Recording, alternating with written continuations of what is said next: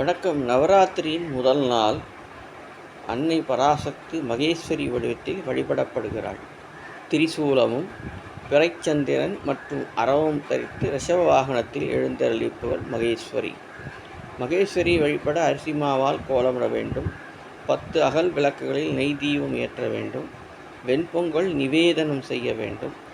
மல்லிகைப்பூ வில்வம் இலை கொண்டு பூஜிக்க வேண்டும்.